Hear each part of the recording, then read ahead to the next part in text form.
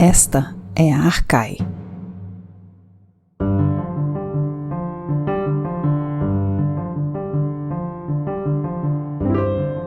Olá, ouvintes, bem-vindas e bem-vindos a mais um episódio do podcast Arcai. Hoje, para nos falar sobre Dioniso, temos o grande prazer de receber o nosso convidado, Fernando Santoro, professor titular de Filosofia Antiga do Departamento de Filosofia do Instituto de Filosofia e Ciências Sociais da Universidade Federal do Rio de Janeiro. Eu sou Beatriz de Pauli e junto comigo para essa entrevista, Fernanda Pio e na produção, Flávia Amaral e Lorena Ferreira. Santoro, muito bem-vindo ao podcast Arcai. Muito obrigado pelo convite. O podcast Arcai é um projeto maravilhoso da Cátedra Arcai, da UNB, e eu fico sempre muito feliz de cooperar em todas as ações da Arcai. Somos velhos companheiros de viagem na investigação das origens das nossas tradições, das nossas sociedades. É verdade, Santoro. É uma parceria de longa data. Santoro, vamos começar falando um pouquinho sobre você. Conta pra gente como é que você chegou à filosofia antiga, o que te despertou seu interesse? Eu cheguei à filosofia antiga ainda na graduação de filosofia do IFIX, né? Eu entrei na graduação em 1986, mas não contem isso para ninguém, porque isso denuncia a minha idade. Pois em 1985, antes de entrar para a graduação do IFIX, eu assisti já um curso do professor Emmanuel Carneiro Leão sobre a República de Platão. Foi meu primeiro contato, digamos assim, com a filosofia antiga. Mas eu tive vários contatos junto a professores excelentes naquela época. Fui monitor de História da Filosofia Antiga da professora Maria das Graças Augusto. Trabalhei muito com o professor Emmanuel Carneiro Leão, que me ensinou o grego, além da filosofia antiga. Nós sabemos que para aprofundar os estudos em filosofia antiga grega, é preciso aprender o grego. Existem outras filosofias antigas que requerem outras línguas também. E sempre que nós nos aprofundamos em culturas diferentes, nós temos que aprender a língua e aprender a traduzir essa língua, porque é assim que nós nos entranhamos realmente na força da cultura, está na palavra, está na produção da sua literatura e muitas vezes também da sua oralitura, quando a transmissão das palavras não é escrita. Então nós temos que ser, ao mesmo tempo, bastante filólogos que amam as letras escritas e também ter um pouco de inspiração musical, né, das musas, para ouvir a palavra cantada, que é a palavra da oralitura que chega pela tradição. Muito mais do que a palavra narrada, que também chega. Pois bem, vou continuar meus outros professores de filosofia antiga. Eu falei de Emmanuel Carneiro Leão, falei de Maria da Graça Augusto, fui frequentador também das aulas de Carmen Lúcia, com quem comecei a estudar os sofistas. Tínhamos também aulas da professora Maria do Carmo Bittencourt, com quem eu estudei Aristóteles pela primeira vez, né? O nosso laboratório CIA começou como um laboratório de estudos em Aristóteles.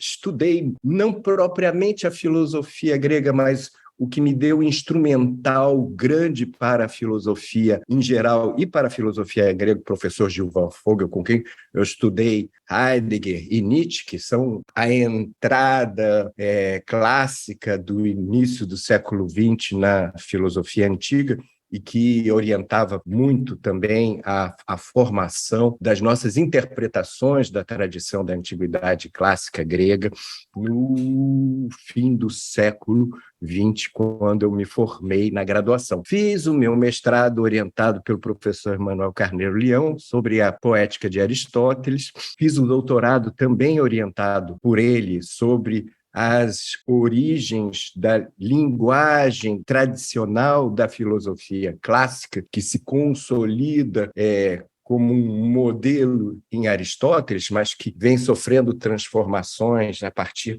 das tradições sapienciais mais antigas. Então, eu vou a Heráclito, a Heródoto, a Parmênides, vou aos oráculos, vou a uma série de experiências sapienciais de linguagem para desembocar na tradicional tratadística de Aristóteles. E depois, né, eu defendi meu doutorado em 1998, ainda no século passado. E outro passo importantíssimo na minha formação em filosofia antiga foi quando, no ano 2000, fiz o meu pós-doutorado no Centre Léon Robin com a filósofa e imortal da Academia Francesa, Barbara Cassin. Barbara Cassin, que é uma mestre inspiradora até hoje, com quem eu trabalho no Dicionário dos Intraduzíveis, com quem eu estudei Aristóteles por um viés heterodoxo, onde eu adentrei a cultura grega pelas questões da linguagem e pelas transformações operadas pela tradução. E, assim,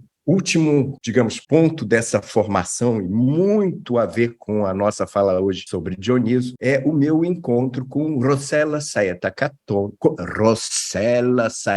Cotone, minha amiga, que tem a mesma idade que eu, também nascida em 1968, com quem eu coopero desde que Barbara Cassin se aposentou, não é? E não pôde mais assinar oficialmente os nossos acordos bilaterais França-Brasil entre o Centre Léon Robin e o Laboratório CIA, entre a Sorbonne, a École Normale Supérieure e a UFRJ, com quem eu trabalho desde então, há muitos anos, e com quem tive o grande, enorme prazer de organizar pela primeira vez o festival dionisíaco chamado Dionisíaca, em Sambuca, na Sicília, onde, durante 3 dias, nós celebramos os ritos sapienciais de Dioniso. Então, digamos, essa é a minha formação em filosofia antiga, condensada em poucas palavras. Santoro, muito interessante a tua trajetória e também o enfoque e o carinho que você dá para os professores no seu caminho. Eu queria saber um pouco mais sobre o ZIA, o Grupo de Pesquisa em Filosofia Antiga. Você pode falar um pouco mais sobre como o grupo funciona, como que ele surgiu? Quando eu defendi meu doutorado, em 1998, eu já era professor assistente do Departamento de Filosofia e eu simplesmente deixei de ser aluno do programa de pós-graduação e passei a ser professor do programa de pós-graduação em filosofia. Nesse momento, a FUSB, quando você entra como adjunto, professor adjunto da UFRJ, você ganha uma bolsa para um projeto onde você pode comprar um computador e montar a sua pesquisa institucional. E aí, em 1998, eu fundei o laboratório CIA de Estudos em Aristóteles, porque eu estava imerso no estudo de Aristóteles, na formação da linguagem filosófica tradicional, que eu via como sendo originada em diversas transformações de ordem da linguagem, da palavra, de ordem da poesia sapiencial, e nós começamos um estudo aprofundado das obras de Aristóteles, de tradução de Aristóteles, traduzindo trechos da metafísica, estudando a física, estudando parte do órgão, fazendo um estudo especificamente em Aristóteles, e também tinha aquela ideia que existia já no Departamento de Filosofia, no nosso programa de pós-graduação, o Laboratório Pragma, coordenado pela professora Maria das Graças Augusto, que se concentra nos estudos de Platão, estudos platônicos. E aí eu vindo desse laboratório e ainda participando dele, pensei, vou fazer um laboratório mais especializado em Aristóteles para a gente contemplar os principais filósofos da filosofia clássica grega. Só que essa história de ser um laboratório especializado em Aristóteles não demorou muito tempo, porque as demandas dos pesquisadores que vinham para a minha orientação no doutorado, no mestrado, e as minhas próprias demandas de investigação da linguagem foram se ampliando, e nós rapidamente nos tornamos um laboratório de estudo estudos em filosofia clássica, aberta para toda a antiguidade, com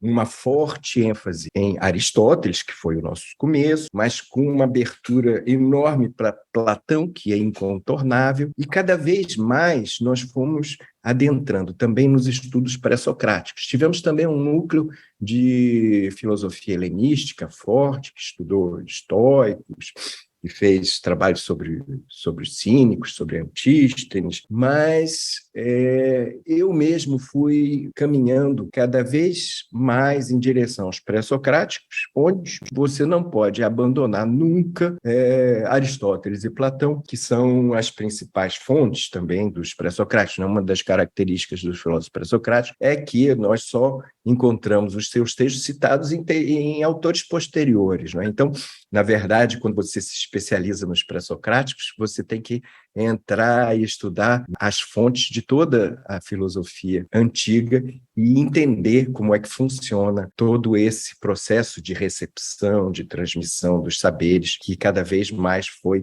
me encantando. Esse processo de transmissão, de tradução, de transformação da linguagem operada pelos encontros filosóficos, não apenas históricos, né? Não apenas pelo desenvolvimento da história, mas pelos encontros com outros povos que transformam, né? Quando os gregos são recebidos pelos alexandrinos no Egito, ou são transformados pela recepção romana, né, latina, etc., muitas coisas. Santoro, deixa eu então aproveitar para te perguntar uma coisa. Você está com um projeto de extensão, né, o Teatro das Ideias Vivas, em que, enfim, essa questão da recepção e do contato com outras culturas, acho que está bem presente. Você pode falar um pouquinho sobre isso para nós? Claro. Isso é exatamente o desenvolvimento do Laboratório de Filosofia Clássica, o CIA, que ampliou-se a partir dos estudos pré-socráticos para a poesia sapiencial, que está na origem da filosofia pré-socrática grega, e também ampliou-se para outras tradições de antiguidade, de filosofia antiga, fora do eixo ortodoxo greco-latino. Então, nós buscamos outras tradições antigas, culturais, como a tradição Yorubá, do culto dos orixás, a tradição sapiencial de Ifá, do oráculo de Ifá, que também traz experiências sapienciais muito importantes para a nossa sociedade contemporânea. E nós passamos a pensar não apenas a ideia de filosofia clássica como uma filosofia que estivesse guardando ou conservando paradigmas eternos da cultura ocidental, mas nós entramos com a ideia de ancestralidade da constituição das nossas tradições e da nossa sociedade contemporânea presente a partir da recepção, da transmissão dessas tradições antigas. E quando a gente olha para a nossa cultura brasileira, especialmente a cultura carioca, ela é imersa tanto na cultura ocidental, que vem através da invasão dos portugueses e anterior até dos franceses. Nós temos aqui um grande caldeirão que começa a fervilhar numa mistura muito interessante que forma a cultura da nossa cidade do Rio de Janeiro, nesse encontro dos tupinambás da aldeia carioca. E aí os tupinambás se encontraram com os franceses, guerrearam com os portugueses, e os portugueses fizeram o tráfico de escravos que chegaram aqui pelo Cais do Valongo. Então, o Rio de Janeiro tornou esse caldeirão receptor de culturas ancestrais muito variadas. E a nossa investigação de filosofia antiga deixou de pensar apenas paradigmas clássicos ocidentais, mas buscar uma ancestralidade sapiencial de todas essas culturas que formam o nosso presente e o nosso lugar, né? O nosso território, o nosso aqui, o nosso agora. Uma expressão fantástica disso, né? Que é a própria epifania desse grande caldeirão cultural, é o carnaval carioca. E como é que nós, na nossa pequena sala do Laboratório CIA, num trabalho de extensão, podemos entrar com as investigações de ancestralidade nesse grande caldeirão do carnaval carioca? É através do Teatro das Ideias Vivas. O Teatro das Ideias Vivas é uma experiência estruturalmente dionisíaca, como todo o teatro. O teatro é um dos principais ritos de Dioniso, e esse teatro que nós fazemos aqui, o Teatro das Ideias Vivas, ele trabalha com as ancestralidades pesquisadas pelo nosso laboratório, ou seja, primeiro pela própria origem do teatro ocidental, que é a tragédia grega, mas também com a formação cultural que dá conteúdo a essa estrutura da tragédia grega no carnaval carioca, que é a música e a narrativa dos orixás, né? E de como eles chegam na cidade do Rio de Janeiro, já em diálogo com as divindades locais, com os caboclos, com as ervas locais, com a floresta. Então, há uma síntese que não é simplesmente sincrética, que não é simplesmente uma mistura tranquila, é o resultado de um grande processo de conflito, porque as pessoas não chegaram aqui simplesmente querendo fazer um grande piquenique, um grande convescote, né? Havia habitantes já na Baía de Guanabara, chegam estrangeiros para conquistar, e chegam estrangeiros que se aliam a uns, outros que se aliam a outros, e a guerra faz o território conquistado por uma aliança que sobrepuja outra aliança. Não é? As guerras já existiam entre os tupinambás e os tamoios antes de chegarem os franceses e os portugueses, e antes de as guerras no território africano alimentarem também esse tráfico desumano de humanos que trouxe a cultura dos orixás também por uma via muito dolorida, que é a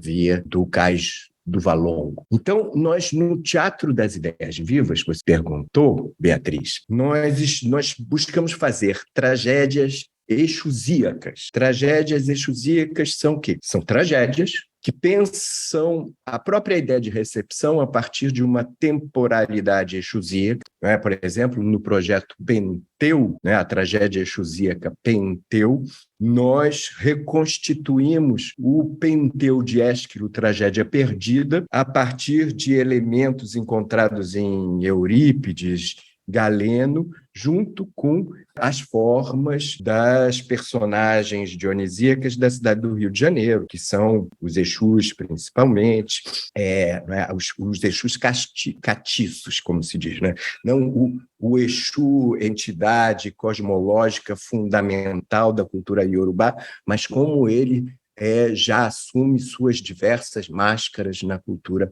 carioca, isto é, e como ele assume diversas máscaras, ele já está nesse âmbito também das forças e das agências dionisíacas. Maravilha. A gente vai encerrar agora o primeiro bloco, mas eu vou querer saber depois mais sobre o seu Penteu. Então, nós voltamos daqui a pouquinho. Até já. Você ouve Podcast Arcai, da Cátedra Unesco Arcai sobre as origens plurais do pensamento ocidental da Universidade de Brasília.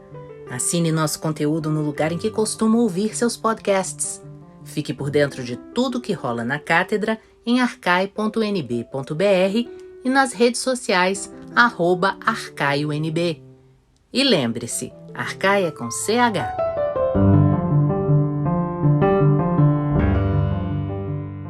Estamos de volta com o nosso convidado, o professor Fernando Santoro, que vai nos falar agora sobre Dioniso. Santoro, o que é essencial nós sabermos sobre essa divindade, sobre Dioniso? Evoé, brodios, evoé, xenos, evoé, bacoi,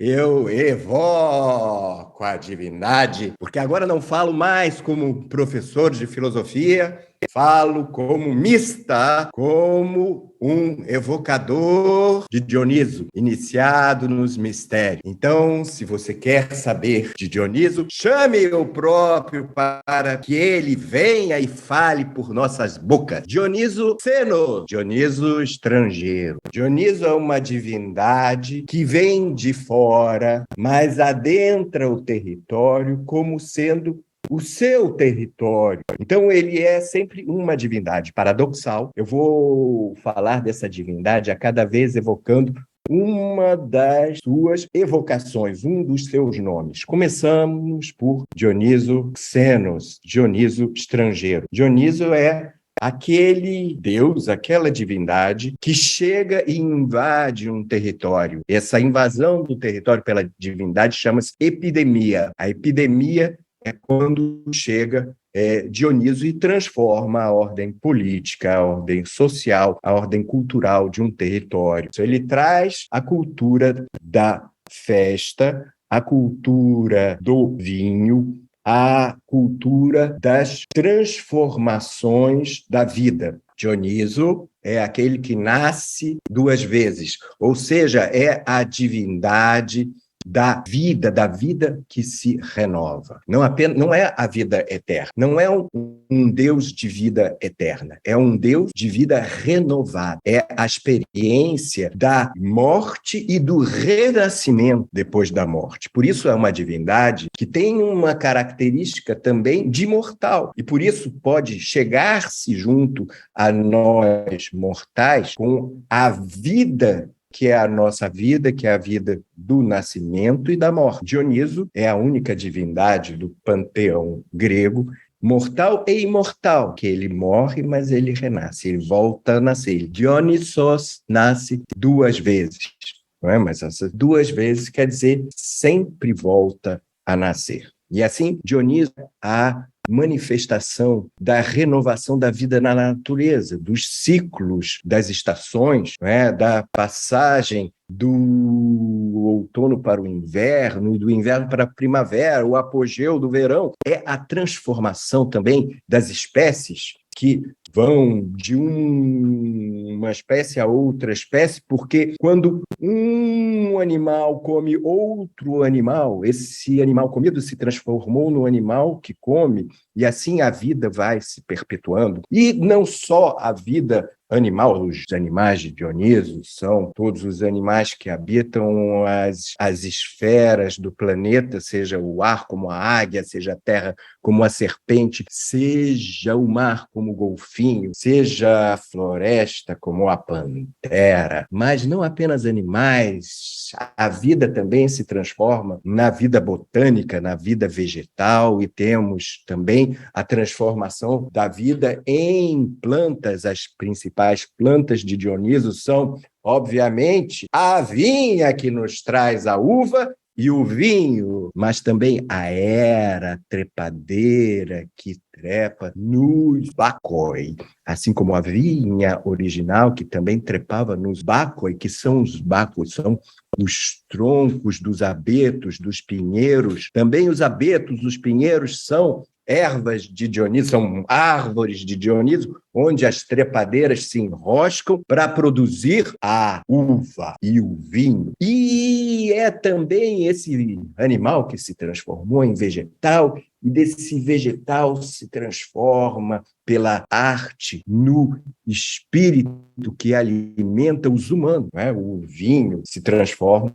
não apenas no nosso corpo humano, mas mais ainda no nosso espírito, que é elevado pela potência alcoólica do vinho, a potência inebriante do vinho, que faz com que nós saiamos da nossa percepção limitada, da nossa sensorialidade finita, o individual, e nos integre a experiência de um espírito coletivo, que é o espírito dionisíaco bacante, né? Então, essa divindade uma divindade sempre estrangeira, sempre transformadora, sempre outra, sempre se alterando, mas sempre viva, se alterando em todas as formas da vida, né? Brômios, outra evocação de Dioniso, ele é aquele que abala, aquele que faz tremer as estruturas. Então, se nós temos, digamos, uma tirania consolidada, ele vem e abala os fundamentos dessa tirania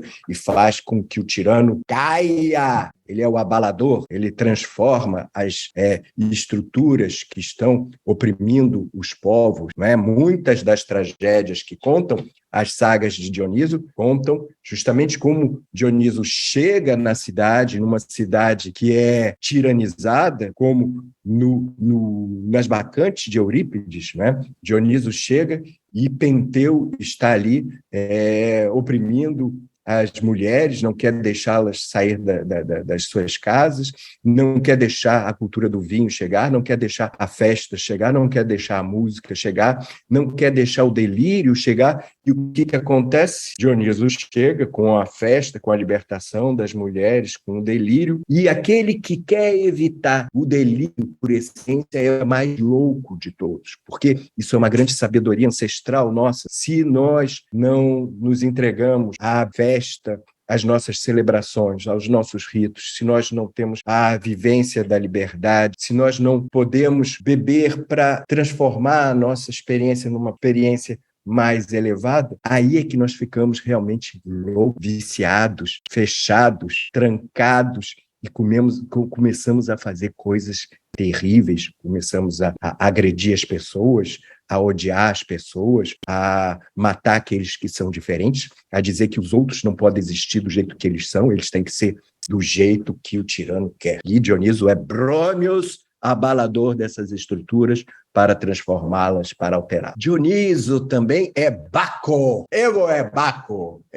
Baco é o nome latino, parece que seria um nome mais recente de Dioniso, mas não. É um nome grego também, que significa o toco de pinheiro, de abeto, onde as vinhas, que são ervas trepadeiras, se enroscavam. As vinhas antigas não eram em páginas como hoje, né, com linhas, onde as vinhas são colocadas todas numa linha organizada, com fios de arame, por onde a trepadeira vai se enroscar e depois vai facilitar o cultivo, porque os cultivadores, os vinicultores vão poder passar tranquilamente pelas vias, pelas passagens que há entre uma linha e outra linha. Você sabe que o nome página vem dessa formação das vinhas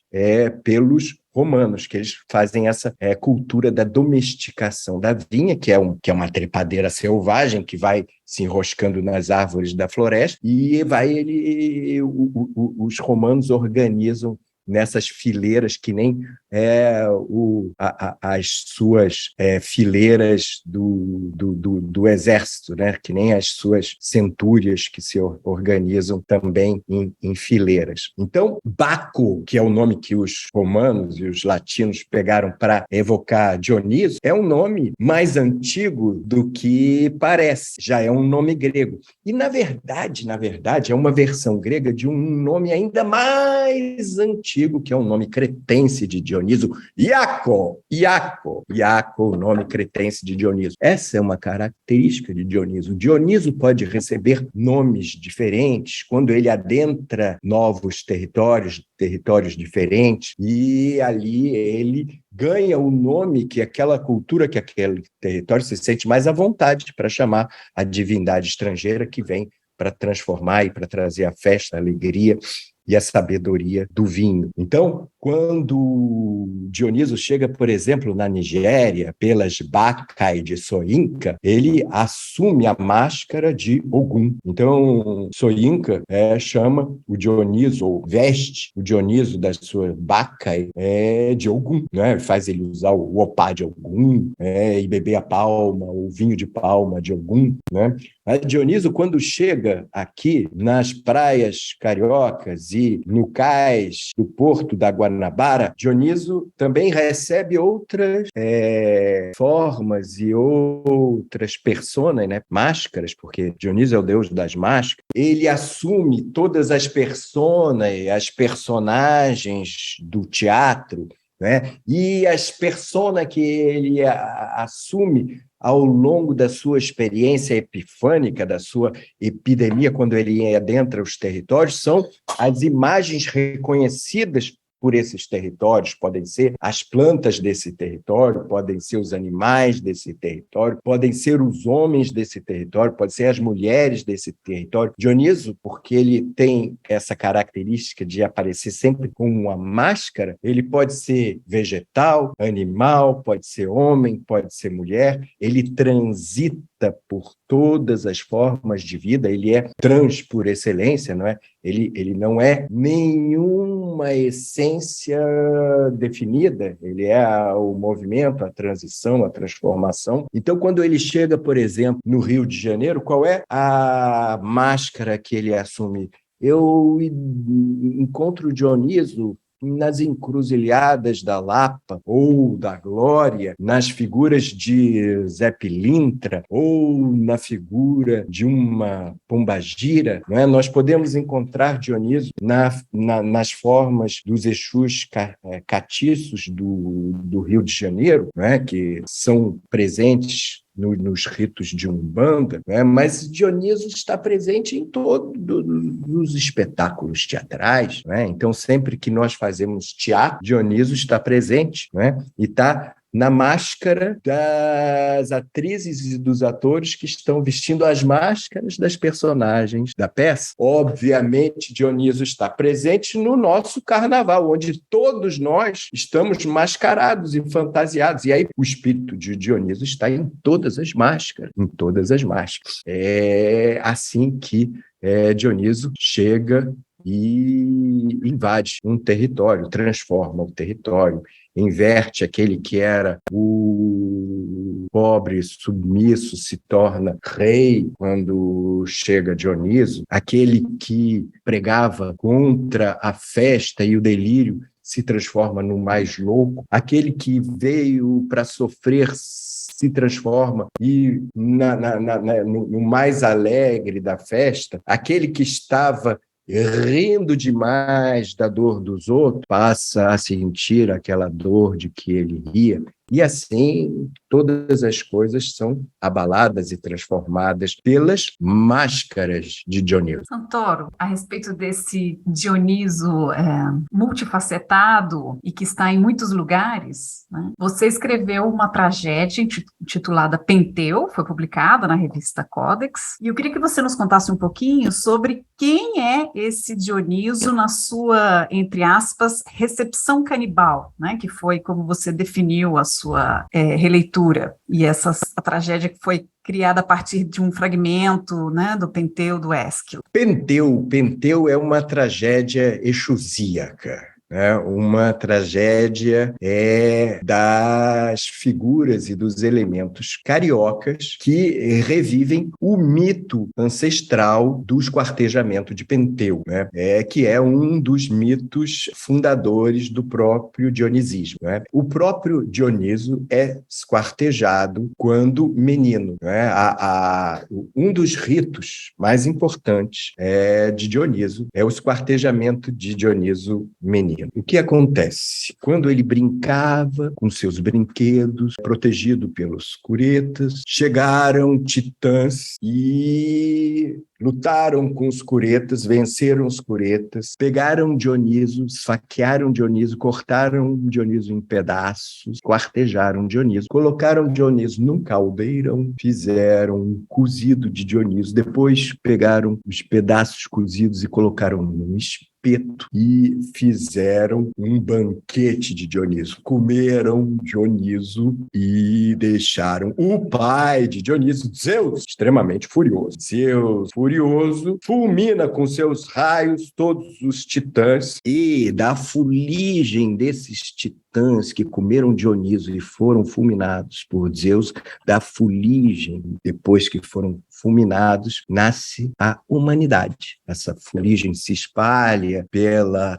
terra e brotam os seres humanos, né? Então, esse é um mito muito importante do esquartejamento de Dionísio. Mas Dionísio, vocês sabem, é um deus que renasce. Então, ele é comido, ele tanto renasce na forma dos humanos que brotam da terra dessa fuligem, como também de um pedacinho que não foi para o caldeirão, né? Um pedaço que é o coração de Dionísio não foi parar no caldeirão dos titãs. Dizem alguns que foi guardado por Hera, outros que foi guardado por Atena, outros que foi guardado por Apolo, quem sabe quem guardou o coração de Dionísio, mas fato é que ele foi guardado e depois deste coração que foi reposto na terra, nasceu na primavera a vinha renovada de Dionísio. Dionísio na forma de vinha. Eu interpreto, inclusive, que o coração de Dionísio que sobrou do esquartejamento é o carocinho da uva que, se vocês perceberem,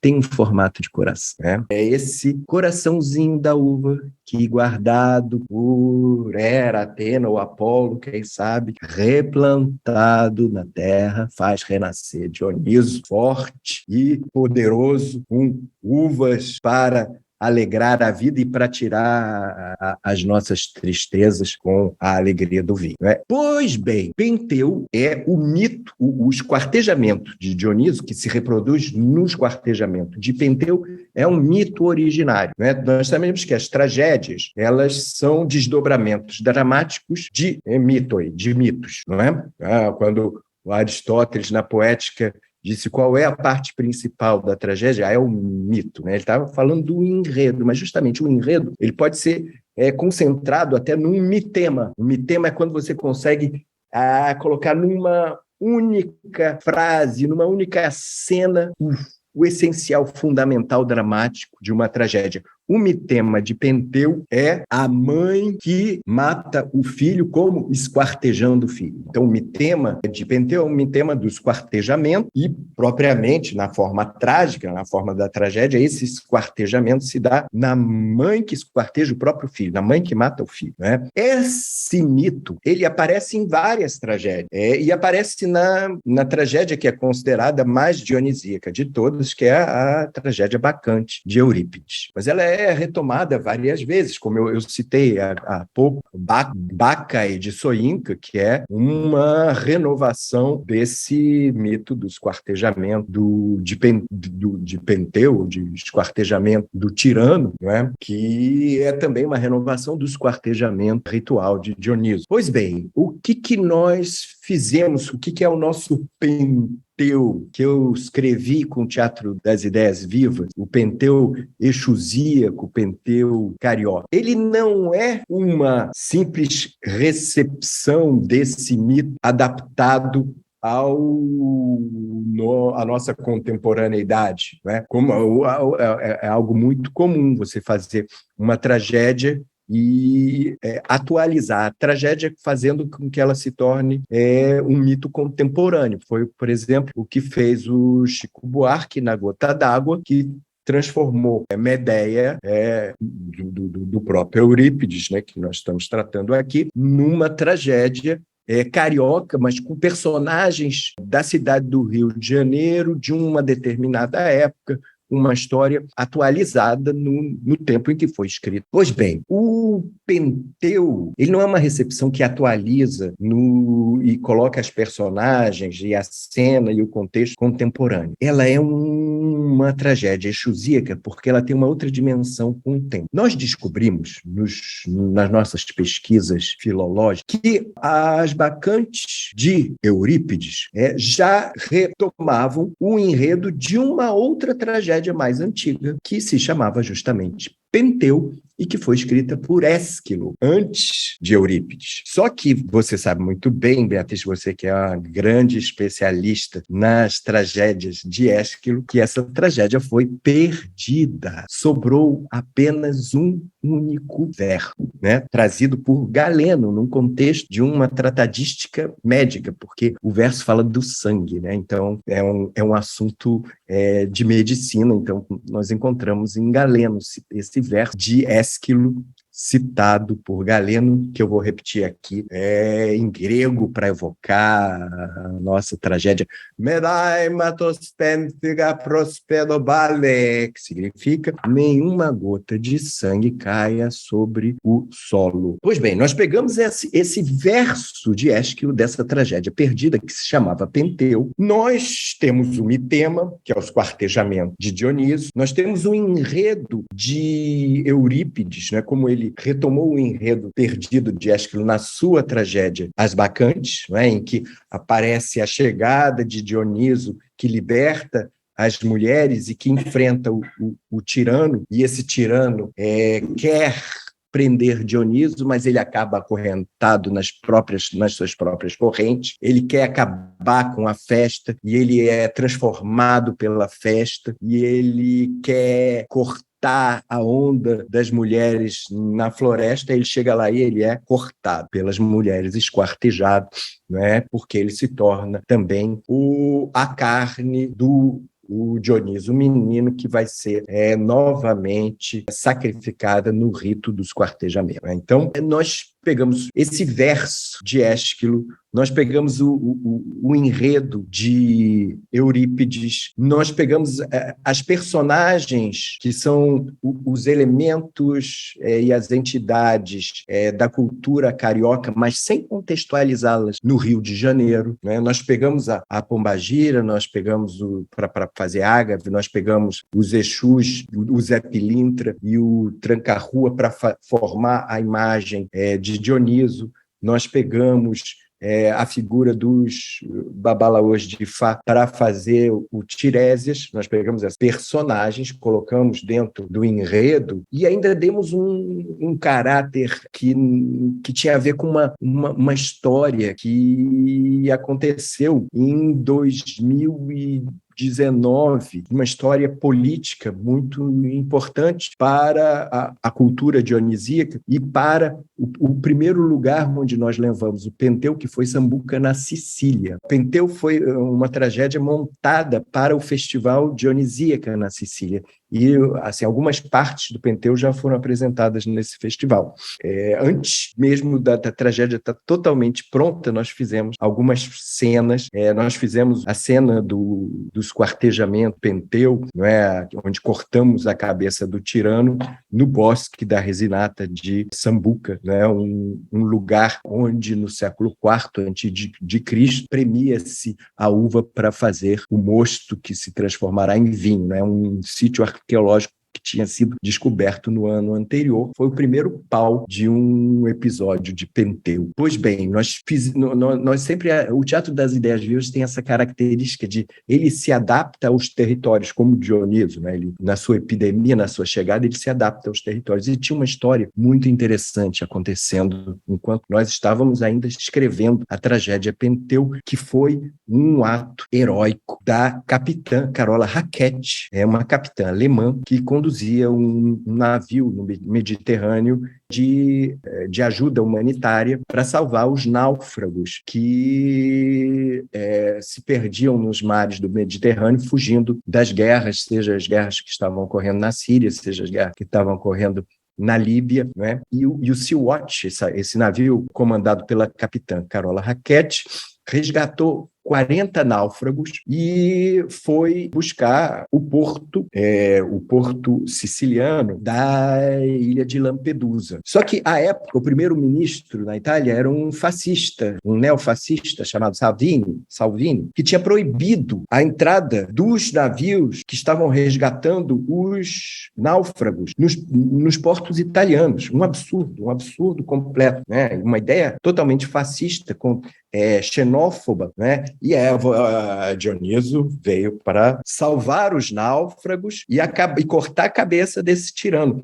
E, efetivamente, quando a corajosa capitã Carola Rackete aportou no porto de Lampedusa, os capitães do porto, os policiais do porto, prenderam-na, ela foi presa, porque ela infringiu a norma, o decreto do Salvini. Só que quando ela foi presa, ela provocou uma grande comoção na Sicília, no povo siciliano. E uma juíza de Palermo, eu agora não me lembro o nome dela, mas uma juíza de Palermo disse que o decreto de Salvini era desumano e inconstitucional e libertou Carola Rackete. E assim o Salvini, o fascista, foi enfrentado por uma juíza e uma capitã, por duas mulheres, ficou completamente desmoralizado. Naquele ano, nós fizemos a performance do esquartejamento de Penteu esquartejando o Salvini.